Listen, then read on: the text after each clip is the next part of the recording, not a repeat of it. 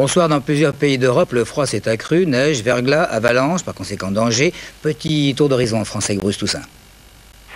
La neige a fait son apparition en plaine la nuit dernière. En Ile-de-France, les flocons n'ont pas tenu longtemps, mais dans le nord, dans l'est et en Rhône-Alpes, une pellicule blanche d'une dizaine de centimètres a recouvert le sol. Et avec l'arrivée du verglas, la circulation a été perturbée. À Roanne notamment, les routes se sont transformées en patinoires et de nombreux automobilistes ont été surpris.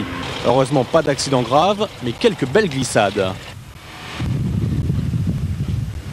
Dans l'Est et surtout vers Nancy, les conditions de circulation ont été plus difficiles. De nombreuses plaques verglacées sont encore dispersées sur les routes. Elles ont provoqué de nombreux dérapages sans faire de victimes. En tout cas, certaines voitures se sont retrouvées dans le fossé. Le département du Nord a également été touché par ces fortes chutes de neige, tout comme le Sud. Les premiers flocons sont tombés aujourd'hui sur les Bouches-du-Rhône, où les températures sont descendues jusqu'à -3 degrés. En montagne, les risques d'avalanche restent très élevés, notamment dans les Alpes. La couche de neige est toujours fragile et dégradée. Ce week-end, 6 skieurs ont trouvé la mort et 7 ont été blessés dans les massifs alpins. Prévision météo pour demain dans un instant. De nombreux pays occidentaux ont ces dernières heures critiqué les méthodes russes en Tchétchénie. Situation assez confuse sur place. Les troupes de Boris Eltsine, si elles ont bien investi la ville de Grozny, la capitale, semblent s'embourber. Les indépendantistes tchétchènes multipliant les actions de guérilla. Le bilan en victimes semble lourd. Mais ce soir, le président tchétchène affirme détenir de nombreux prisonniers russes et il se dit prêt à négocier avec Boris Eltsine. 3 jours particulièrement meurtriers en Somalie. Selon des médecins, les violents combats entre différentes factions à Mogadiscio auraient fait 11 tués, 217 blessés. Il y avait déjà eu au moins 100 morts le mois dernier. Rappelons que la Somalie n'a plus de gouvernement et que, faute d'accord entre belligérants, les Nations Unies ont tout simplement décidé de retirer leurs troupes de ce pays avant la fin du mois de mars. Toujours à l'étranger, le triste début d'année en Haute-Égypte, attaque islamiste revendiquée par l'organisation clandestine Yamaha Islamia. 11 personnes ont été tuées, 8 policiers, 3 civils. Et puis 2 Palestiniens tués ce soir par des soldats israéliens en Cisjordanie occupée, près de Bethléem. La radio israélienne ne précise pas les circonstances. En France, la mise en examen par le juge Bruguière d'Illich Ramirez Sanchez, alias Carlos. Cela concerne l'attentat de la gare Saint-Charles à Marseille en décembre 83. Carlos, détenu à la prison de la Santé, sera dans ce cas précis jugé pour assassinat, dégradation par explosif de biens immobiliers et mobiliers. L'attentat avait fait 2 morts, 34 blessés. Ouverture après-demain à Bastia du procès de Fouriani en mai 92. La catastrophe avait fait 15 morts, près de 2000 blessés. Frédéric Lacroix s'est rendu sur place pour effectuer plusieurs reportages sur les acteurs du drame et l'ambiance à quelques heures de la comparution devant la justice des responsables et présumés responsables. Extrait d'un entretien avec Paul Calassi, handicapé à vie. Paul Calassi a 40 ans. Le 5 mai 92, il est monté sur la tribune maudite de Furiani. Père d'une fille de 5 ans et ancien restaurateur à Nice, Paul a passé 9 mois à l'hôpital avant de revenir s'installer seul à Bastia, sa ville natale. Il ne reçoit à présent qu'une indemnité de 2200 francs par mois, en plus de l'argent qu'il a pu mettre de côté. Paul a refusé en fait l'arrangement amiable que lui proposaient les assurances. Comment une assurance peut justifier le prix, des douleurs, le prix des préjudices moraux, en se basant sur des barèmes? Il va falloir prendre en compte toutes les pertes de salaire que j'ai eues et calculer jusqu'à X années. Quant après au préjudice moral, ce n'est pas à l'assurance de fixer le barème, c'est à moi. C'est moi qui le vis, donc c'est à moi. Le procès qui s'ouvre donc le 4, donc mercredi. Dans l'actualité également, depuis ce matin, l'exploitation à partir d'Orly de lignes intracommunautaires par plusieurs compagnies aériennes européennes. Air Inter va donc affronter entre autres la concurrence d'Air Liberté pour Paris-Toulouse. Et puis bientôt de TAT, filiale de British Airways, sur Paris-Marseille. Voilà, comme prévu, on passe à la météo de demain avec Mademoiselle Agnès.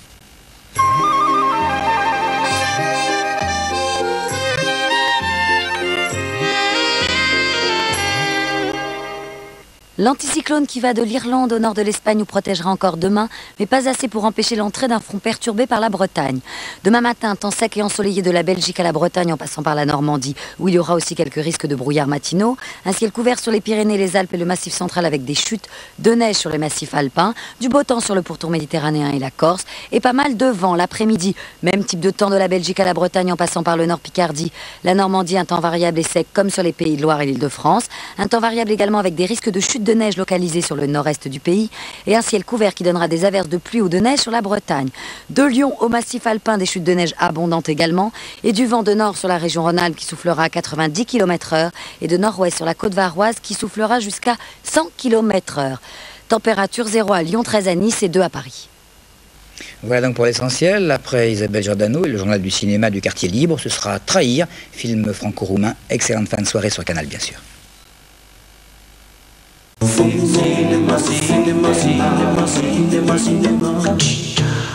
Bonsoir, au sommaire de ce journal du cinéma aujourd'hui, Kaspar Hauser, un foisonnement de livres et la comédienne Valeria Bruni-Tedeschi. Déjà adaptée par Werner Herzog il y a 20 ans, l'histoire véridique de Kaspar Hauser est de nouveau l'objet d'un film allemand. C'est l'une des énigmes les plus troublantes de l'histoire, le calvaire au 19e siècle d'un homme qui a vécu 12 ans enfermé dans un cachot avant de mourir mystérieusement assassiné. Très gros succès en Allemagne, le film a aussi été primé au festival de Locarno. Voici tout de suite un extrait de ce film.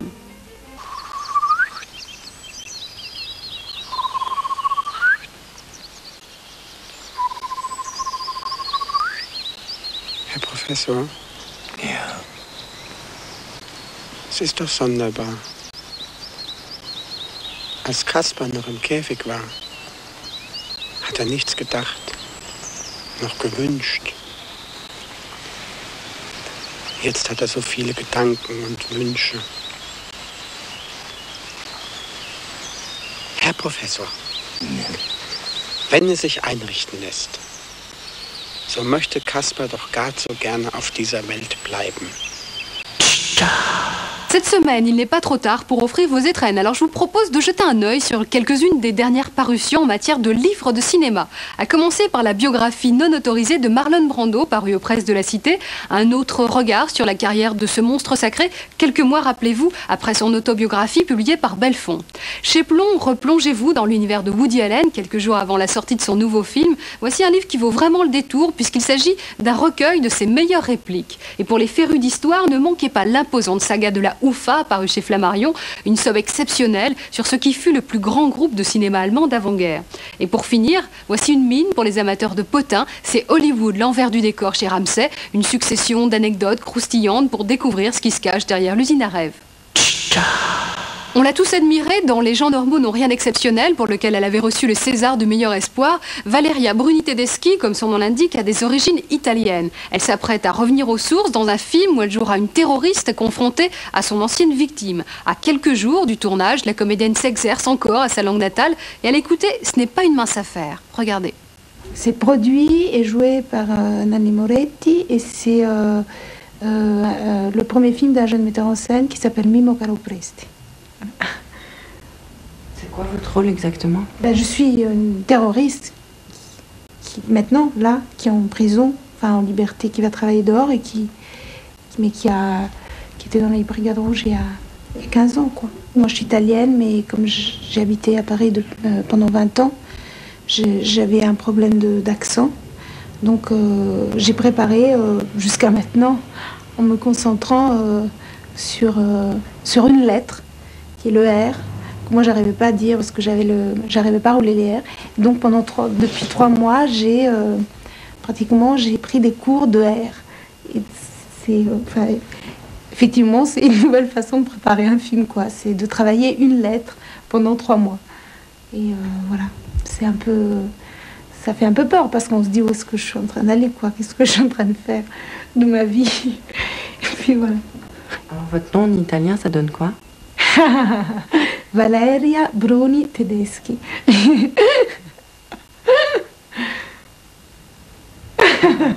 Il y a 3 mois, je pouvais pas le dire, je le disais pas aussi bien. Et il y a un autre mot avec des R ou plusieurs R dans un même mot? Ah bah oui, il y a plein de mots. Il y a orrore. Ça, c'est un